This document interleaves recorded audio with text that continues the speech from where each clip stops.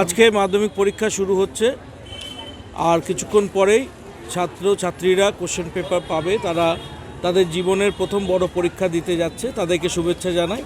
এবং তাদের পরিবারে যারা বাবা মারা উদ্বিগ্ন হয়ে দাঁড়িয়ে আছে এবং তাদের জন্য সারা বছর ধরে টেনশনে আছেন বা ছেলে মেয়ের ভবিষ্যতের চিন্তা করে, তাদেরকেও চিন্তা করবেন না, সবাই ভালো পরীক্ষা দেবে।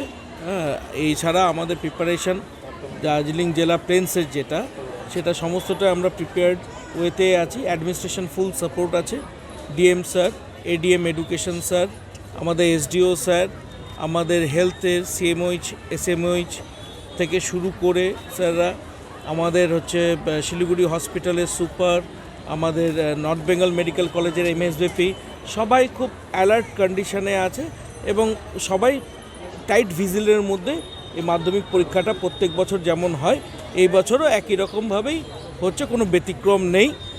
এনবিএসটিসি ট্রান্সপোর্টেশনের একটা বিশাল হেল্প করছে। আমাদের বিভিন্ন রুটস যেখানে বাসগুলোর প্রয়োজন ছিল সেখানে দিয়েছে, প্রত্যেক বছর যেমন দেয়। তাছাড়া ফরেস্ট রুটগুলো আছে, পানিঘাটার থেকে 2-3টে বাস ওখান থেকে অরিজিনেট করছে, শিমুলবাড়ির থেকে করছে।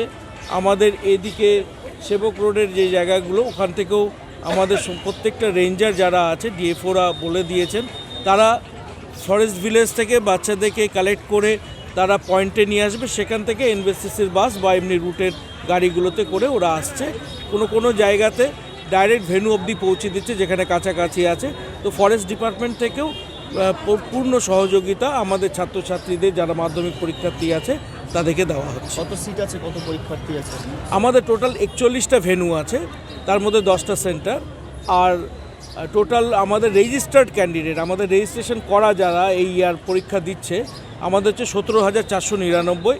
তার মধ্যে হচ্ছে 7,510 হচ্ছে মেল ক্যান্ডিডেট, আর প্রায় 10,000-এর কাছাকাছি 9,900 সামথিং আমাদের ফিমেল ক্যান্ডিডেট। এটা তো পরিষ্কার পরিলক্ষিত যে আমাদের সরকারের যে চিন্তাভাবনা যে মেয়েদের এডুকেশনকে এগিয়ে নিয়ে যাওয়ার, সেটা আমাদের ডেটা থেকেই সমস্ত জেলাতেই এরকম রয়েছে, আমাদের জেলাতেও তাই রয়েছে। বাবাই দে এই যে মেয়ে পরীক্ষা দিচ্ছে, বাবা হিসেবে কতটা টেনশন, এই যে জীবনে টেনশন তো খুবই হচ্ছে।